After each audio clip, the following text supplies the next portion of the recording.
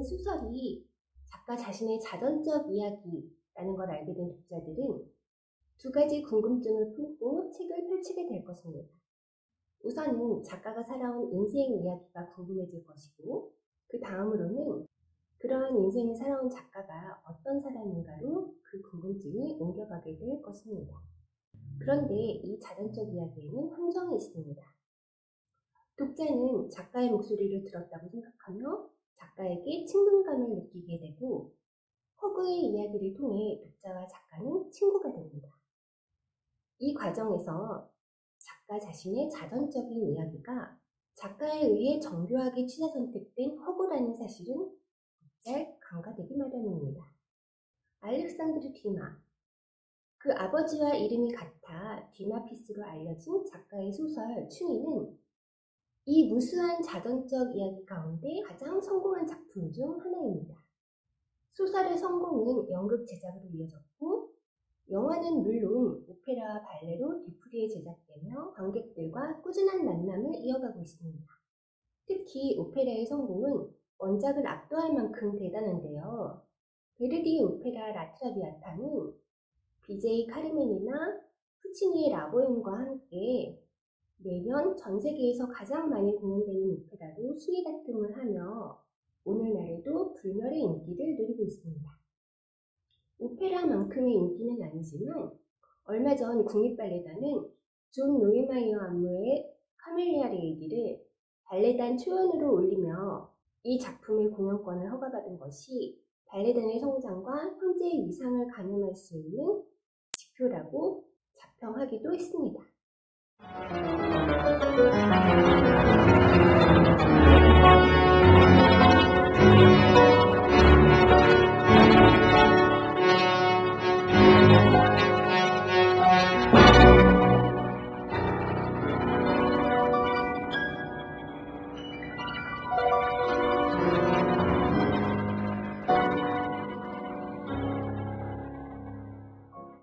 춘희의 줄거리는 전형적인 멜로드라마의 코드를 따르고 있습니다.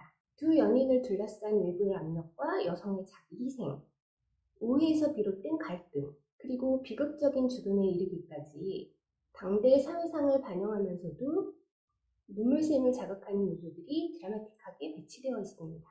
남성에게 웃음을 파는 것으로 품위를 유지하며 살아가는 여성, 주인공 마그리테는 가난하지만 순수한 귀족 청년 아르망과 사랑에 빠집니다. 아르망의 아버지는 아들의 장래를 생각해 둘의 관계를 반대하고, 마르그리트는 그 뜻을 받아들여 연인 곁을 떠납니다. 이별이 아버지의 뜻으로 이루어졌다는 걸 모르는 아르망은 다시 만난 마르그리트에게 모욕을 주고, 마르그리트는 가난과 병맛 속에 쓸쓸히 세상을 떠납니다. 그가 죽은 뒤에야 진실을 알게 된 아르망은 회한의 눈물을 흘리며 지난 날을 회판합니다. 저는 세상에서 가장 아름다운 것은 죽은 여자다 라는 책을 쓰면서 여성의 죽음이 사랑을 완성하기 위한 조건이라고 얘기했는데요. 제목을 확정하기 전에 고민했던 또 다른 제목 후보는 우리는 죽은 여자를 사랑한다 였습니다. 책의 키워드가 여성, 죽음, 사랑이라서 키워드가 다 들어가 있는 후자가 더 어울리지 않을까 고민을 했었는데요. 여성이 죽음으로 완성되는 사랑에 다시금 사랑을 얻고 싶지는 않아서 전자로 제목을 결정하게 되었습니다. 책을 쓸 때는 자전적 이야기 뒤에 숨어서 현실과 허구의 경계를 흐리는 작가의 위치성에 방점을 두었었는데, 얼마 전 국립발레단의 공연을 보느라 원작을 다시 읽으면서 우리는 죽은 여자를 사랑한다 라는 제목을 선택하지 못한 이유를 다시금 깨달았습니다. 우리, 여기서 우리를 남성 중심 사회라고 해도 되고 가부장제 사회라고 해도 되고 둘 사이에 별 차이는 없지만 춘희를 좀 더 잘 읽어내려면 남성 중심 사회라고 하는 편이 이해가 쉬워질 것 같습니다. 아무튼 우리, 남성 중심 사회가 사랑하는 여자는 죽은 여자가 아니라 모욕당하는 여자입니다. 우리는 모욕당하는 여자를 사랑한다 라는 이 문장을 너무 과격하다고 느끼실지도 모르겠습니다. 그러나 춘희라는 작품은 모욕이라는 키워드 없이는 탄생할 수가 없었습니다. 이 이야기가 처음부터 끝까지 말하고 있는 것은 사랑이 아니라 모욕입니다. 작품 초반에 남자 주인공 아르망은 파리의 바리에테 극장에 공연을 보러 온 마르그리트와 처음 만납니다. 마르그리트는 파리 최고의 코르티잔으로 사교계의 여왕으로 군림하고 있습니다. 마르그리트의 주변 남성들은 고위 귀족들이나 재력가들, 세련된 사교계 농담을 구사할 수 있는 재단가들입니다. 이들 사이에서 아르망은 나쁜 의미로 눈에 띄는 존재입니다. 마르그리트의 한마디에 촌스럽고 숫기 없는 아르망은 웃음거리가 되고 그는 모욕감을 느끼며 그 자리를 떠납니다. 둘의 첫 만남에서 아르망이 느낀 모욕감은 매우 중요합니다.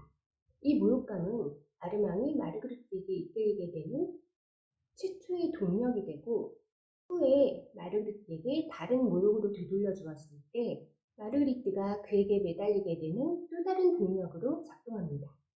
마르그리트에 대한 아르망의 사랑은 선망이 아니라 모욕에서 비롯되었고 아르망에 대한 마르그리트의 사랑 역시 모욕으로 연결됩니다. 아르망은 마르그리트에게 받은 모욕감을 이렇게 이야기합니다. 모욕을 받고 비웃음거리로 전락한 내 모습을 그녀의 머릿속에서 지워버리고 말겠다는 생각을 했습니다. 그래서 모든 재산을 들이붓는 한이 있어도 그 여자를 내 것으로 만들어 도망치듯 뛰쳐나왔던 그곳에 대한 정당한 권리를 손에 넣겠다고요. 그리고 마르그리트는 아르망에게 당한 모욕을 이렇게 이야기합니다. 그때부터 날마다 당신에게 새로운 모욕을 받는 날이 이어졌습니다. 하지만 나는 그 모욕을 오히려 기쁘게 받아들였어요. 그것은 아직도 당신이 나를 사랑해 주신다는 증거였으니까요. 당신이 나를 괴롭히면 괴롭힐수록 언젠가 진실을 아시게 되는 날에는 내가 당신 눈에 더더욱 훌륭하게 비칠 거라고 생각했습니다. 그 모욕이 나에게는 달가운 순환이었다고 해도 놀라실 건 없어요. 당신이 나를 사랑해 주신 덕분에 내 마음은 비로소 숭고한 감각을 알게 되었거든요. 숭고함을 위해 모욕을 버티는 마르그리트의 모습이 현대의 로맨스 웹소설에서 후회남에게 학대를 당하는 고결한 여주인공의 모습과 겹쳐진다는 생각이 들지 않으시나요? 아르망의 후회로 마무리된다는 점에서 이 작품은 로맨스의 메이저 장르로 분류하게 된 후회물의 원조라고 할 수 있습니다. 하지만 아르망이 당하는 모욕이 순간적이고 이례적인 것인 때에 비해 마르그리트가 당하는 모욕은 지속적이며 의도적입니다. 마르그리트는 아르망을 모욕하려는 의도 없이 사교계에서 통하는 짓궂은 농담을 던졌을 뿐이지만 주변에 매끄러운 재담가들과 달리 숙기도 말재간도 없었던 아르망은 그 농담을 세련되게 받아치지 못하고 모욕감을 느끼고 그 자리를 떠납니다. 그리고 아르망이 마르그리트를 모욕하고자 마음먹은 것은 오해에서 비롯되었는데요. 마르그리트가 자신을 떠난 이유가 아버지의 개입 때문이라는 걸 모른 채 마르그리트가 자신과 함께하는 소박한 전원 생활이 아니라 원래 누리고 있던 파리의 화려한 생활을 그리워해서라고 오해한 아르망은 자신이 받은 상처를 마르그리트를 모욕함으로써 치유하고자 합니다.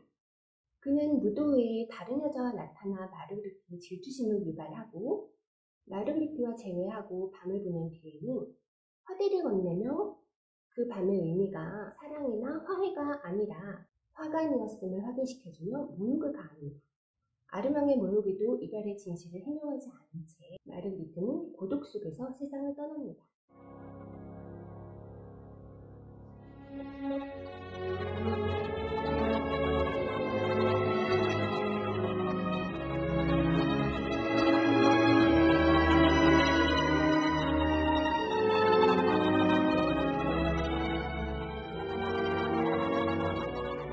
마르그리트의 모델이었던 실존 인물 마리 듀플레시스는 당대 최고의 코르티잔이었습니다. 코르티잔을 고급 창부 정도로 번역하는 문헌이 많은데요. 부유한 귀족 남성의 공식 정부 역할을 수행하지만 정부와 달리 한 남성에게 매여있지 않고 동시에 여러 남성을 연인으로 두는 것이 가능했습니다. 정부와 창부 사이에 애매한 위치에 있으면서도 정부나 창부보다는 위상이 높았는데요. 이 코르티잔의 존재는 당대 유럽 사회의 성적 타락상을 일궈내는 지표로 이해하기도 합니다. 남성과 성적 관계를 맺으면서 생활을 유지하는 여성들 사이에도 등급이 있었는데요. 그 최상위의 존재가 코르티잔이라면 그 아래에는 로레트와 그리제트가 있었습니다. 로레트는 남성의 전부로 생활하지만 코르티잔처럼 상류사회에 입성하지 못한 여성들로 오페라 라보엠의 주인공 미니가 바로 이 로레트에 해당하는 여성입니다. 그리제트는 주로 의상실에서 제공사 등으로 일하는 하층 계급의 노동자 여성들로 이들은 낮에는 의상실에서 일하고 밤에는 성매매를 하는 식으로 생계를 이어갔습니다. 그리제트로 시작해 로레트에서 코르티잔에 이르는 신분 상승을 이룩한 마리 디플레시스는 당대의 가난한 하층 계급 여성들에게는 입신 출세의 성공신화 주인공이기도 했습니다. 그는 잘 나가는 코르티잔의 가장 중요한 지표였던 가장 옷을 잘 입는 여성으로 칭송받았고 마리는 적을 만들 수가 없는 사람이다 라는 평을 받을 정도로 사교실에 능했으며 성스러운 마리라는 별명으로 불리며 추종자들을 몰고 다녔습니다. 코르티잔은 부유하고 권력 있는 남성들의 값비싼 트로피로 간주되었기 때문에 그들이 얼마나 사치스러운 생활을 하는가가 코르티잔의 등급을 나누는 중요한 척도가 되었고 이는 아이러니하게도 한 남성에게 종속되지 않고 여러 연인들을 거느릴 수 있는 성적 자유의 도움으로 작동했습니다. 마리 정도의 유명한 코르티잔이라면 남성 한 명의 재력으로는 그의 생활비를 감당하는 것이 불가능했기 때문에 남성들은 마리의 연인 중 한 명이라는 그리 유쾌하지도 명예스럽지도 않은 지위를 기꺼이 받아들였습니다. 오히려 남성들의 명예심이나 자존심 때문에 마리의 위상이 더 높아졌는지도 모를 일입니다. 듀마가 마리와 헤어진 것도 경제적인 이유 때문이었습니다.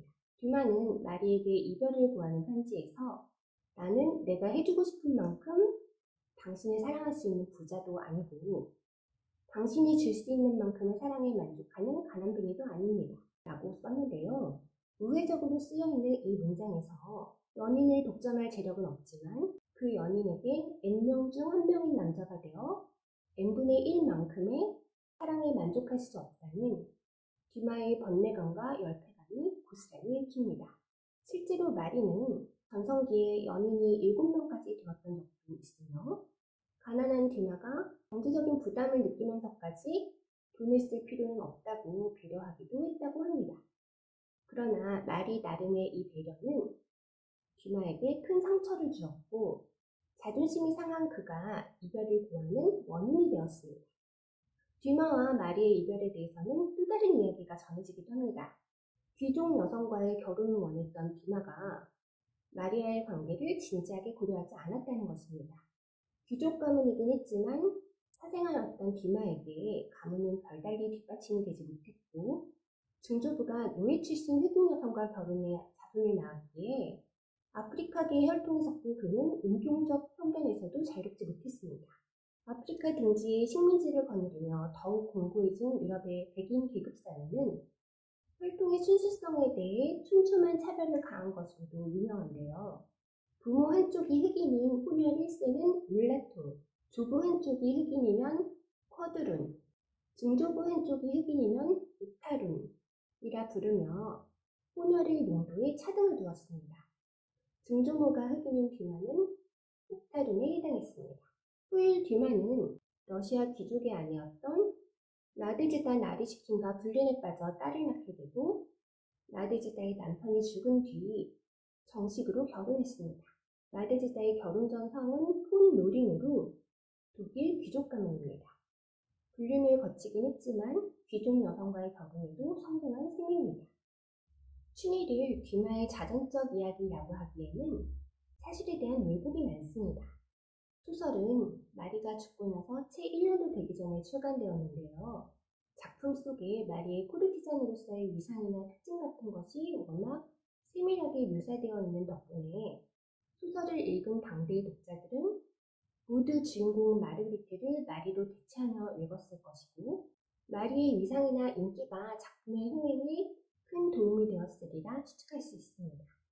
물론 오늘날에는 그 반대로 작품의 인기 덕분에 마리 이름을 잊지 않고 계속 기억하게 되는 것이기도 합니다. 마리는 디마와 헤어지고 나서 오랜 연인이었던 페리고 백작과 결혼합니다. 결혼을 위해 영국으로 건너왔던 마리는 백작 가문의 반대로 결혼이 무효화되자 다시 파리로 돌아옵니다. 하지만 가문에서는 백작 부인의 지위를 허락해서 그는 가문의 문장에 새겨진 티웨어와 편지지를 사용했다고 합니다. 소설에는 마리가 코르티잔이었고 디마가 극장에서 그를 처음 만났으며 동백꽃을 좋아했다는 것과 폐결핵으로 죽었다는 사실 정도만 반영되어 있을 뿐 나머지 이야기는 디마가 펜으로 만들어낸 허구에 가깝습니다. 아르망과의 이별을 조명한 작품 속 아버지의 존재는 몽테크리스토 백작의 작가이기도 한 아버지 디마가 아닌 코르티잔과의 결혼을 반대한 페리고 백작의 아버지에게서 원형을 찾을 수 있습니다. 아버지 디마는 작품의 인기 못지않게 화려한 여성 편력으로도 유명한데요. 평생 동안 연인이었던 여성이 40명이 넘고 여러 명의 사생아를 낳았지만 정작 부인에게서는 자식을 보지 못했습니다. 재미있는 것은 워낙 다작이었던 아버지 디마도 페르낭드라는 코르티잔이 주인공인 소설을 썼는데요. 귀족 출신의 고아로 코르티잔이 된 주인공 페르낭드가 고난과 역경 속에서도 연인에 대한 순애를 끝까지 지켜나간다는 이야기입니다. 부자가 모두 코르티잔의 순애보를 소설로 썼다는 것도 매우 의미심장합니다. 다시 춘희로 돌아가서 이야기의 중요한 변곡점이 되는 아르망의 장례를 위해 마르그리트가 연인의 오해나 원망도 불사하고 떠났다는 설정이나 깊은 여운을 남기는 결말에서 아무도 찾는 사람 없는 가난과 고독 속에서 연인을 그리워하다 죽음에 이르렀다는 설정들은 순전히 디마의 상상력 속에서 재창조된 이야기들입니다. 자신이 연인을 물질적으로 만족시켜줄 만큼의 부자가 아니었다는 이유로 이별을 선택한 남성이 이별 후 죽은 연인을 모티브로 작품을 창작하며 연인을 자신의 천한 신분이 남자에게 누가 되리라 생각하며 곁을 떠나는 희생적인 모습으로 자신과의 이별 후 누구에게도 사랑받지 못하며 가난 속에서 불치의 병으로 세상을 떠나는 가련한 모습으로 묘사했다는 것을 어떻게 바라봐야 할까요? 연인이 자신과 헤어진 후 부인의 지위를 얻었고 조의를 표하는 사교계의 명사들에게 둘러싸여 눈을 감았다는 사실을 혹시 부인하고 싶었던 것은 아닌지 그 마음이 열등감이거나 복수심은 아니었을까요? 분명한 것은 마리가 펜을 들어 자신의 자전적 이야기를 썼다면 오늘날 우리가 책으로 읽거나 무대에서 만나는 이야기와는 매우 다른 이야기를 만났으리라는 사실입니다. 자전적 이야기를 만드는 창작자들은 독자나 관객들이 그 속에서 남겨지거나 지워진 이야기들의 행간을 찾아낼 수 있다는 사실을 염두에 두어야 할 것입니다. 발레 공연이 얼마 전에 끝났기 때문에 원작과 발레를 이어서 얘기를 해보려고 했는데요. 내용이 길어져서 오늘은 여기서 일단락 짓고 다음번엔 발레 작품 이야기를 하며 춘희의 문학적 아버지라 할 수 있는 마농 레스코 이야기를 함께 나누겠습니다.